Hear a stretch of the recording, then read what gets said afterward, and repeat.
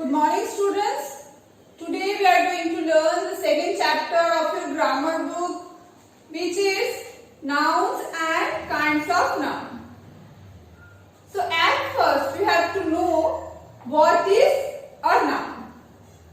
A noun is a word used to name a person, animal, place or thing. It means it is a naming word. Any name of a person, place or thing is a noun. So now we will learn the kinds of noun. There are 5 kinds of nouns. That are proper noun, common noun, collective noun, material noun and abstract noun. Next we will learn the details of these kinds of nouns. So first one is the proper noun. So what is a proper noun? A proper noun is the name of a particular person, place or thing. Remember that word particular. I am not talking about a common person. It is a special name of a person or place or thing. And a proper noun always begins with a capital letter. You have to remember that we will always start a proper noun with a capital letter. Means whenever we will write a special name of a person or place, then we have to use the capital letter. For example, see here, Amit. It is a particular name of a boy. It is not about all of the boys. By the name we can recognize the boy, that who is Amit. And see here I use a capital letter at the first. Next example is Mumbai. It is also a particular name of a city. So it is not a common name. There is only one name or it is a special name of the city. That's why it is a proper noun. And I have used here the capital letter at the first of the word. Next, there is common noun. So what is a common noun? A noun which does not point out any particular person. So in the proper noun, we see that it is used with a particular person. Means any special person, special name. But in common noun, we will not use with any particular person or place or thing. But it is used to all the persons or things of the same class or kind. So common noun is a noun which is used for same kind of person, place or thing. For example, see here, girl. It is a common noun. It is not a particular or special name of a girl. Same as river. That is also not a particular name. There can be lots of rivers. I did not say the special or particular name of the river. And also boy.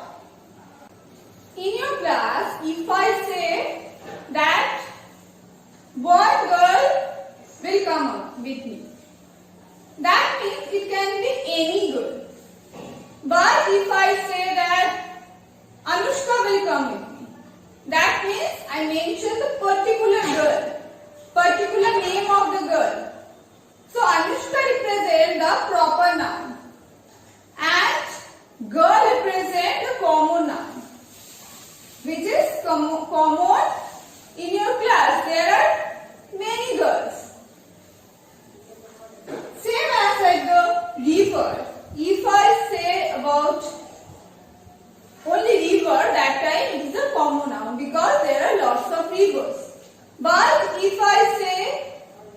Ganga is the holiest river. That time Ganga represents a particular name of the river. So Ganga is the proper noun and river is the common noun. Same as if I say any of the boys, please come here. That time boys means it can be any boy in the class. But if I say Shayan, please come here. That time Shayan represents a particular name of a boy. That's why Shayan is the proper noun and boy is the common noun here. Next noun is the collective noun. So what is collective noun? Collective noun is the name of a group or person or collection of things taken together or spoken as a whole. So with the word collective, we can easily understand that it is talking about a collection or a group. So whenever there are group of people or collection of things, means more than one or more than two things or people are together, that time we will call them the collective noun. For example, see the class. Class is a collective noun because it represents group of students. In a class, not only one student is there are lots of students. So, as there are group of people together, so it represents as a collective noun. Next, see team. Obviously, in a team, some of the people are together, so it is a group of players together. Becomes a team. So that is also a collective noun. Next, bunch. Bunch means collection of keys. Means where there are lots of keys together. That time we will call them the bunch of keys. Next is flock. Flock means group of sheep. Where lots of sheep are together, we will call them flock. So it is also a collective noun. See this one. There are lots of keys together. So it is a collection of keys. We can call them bunch of keys. Next one is material noun. So what is material noun? A noun which stands for the matter or substance of which things are made of is called a material noun.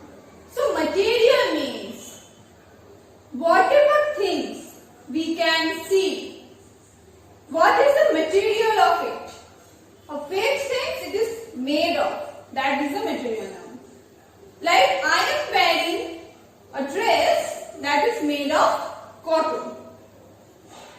See this pen, this is made of plastic.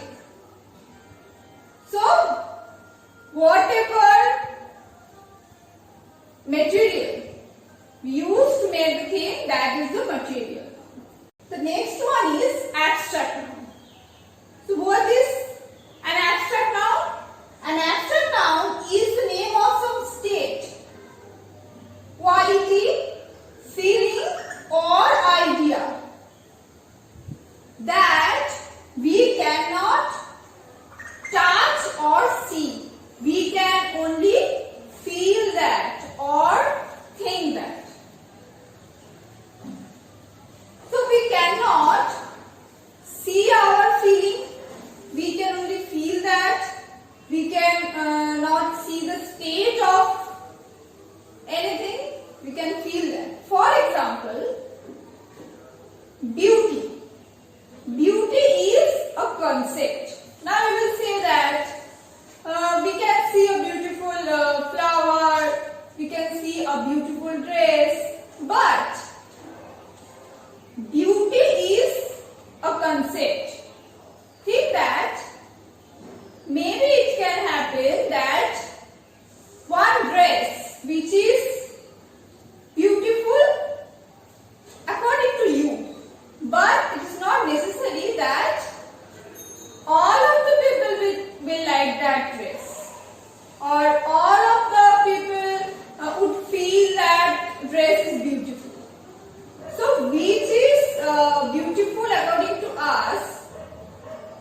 it cannot, it is not necessary that it will be same for everyone. So that is the concept only. That is the point of view, right?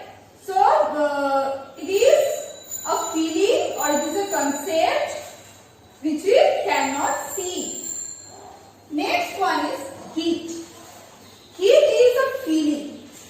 Now you will say that if we touch fire, we can touch the heat, right? But no, heat is also feeling. We can touch the fire, but we will feel the heat then. Fire is a different thing and heat is a feeling. So, it depends on the temperature. In one temperature, if you feel heat, it is not necessary that everyone will feel the same heat, right? So that is the concept and it can be different for everyone. Next is love. Obviously we cannot see the love or we cannot touch the love, right? We can only feel the love, right? We will feel the love with behavior. And next one is truth. Truth also we cannot see or we cannot touch. It is also a concept what we believe and we can feel. Next one is anger. Sometimes you become very angry and if you react on it, that time we can see the reaction of yours, but we cannot feel how much anger you have in your mind, right? So we can see the reaction only after becoming angry, but we cannot feel that or we cannot touch that how much angry you are. So that is the abstract noun. Think that if you miss your friends, you can only feel that missing. You cannot see or you cannot touch the feeling of missing, right?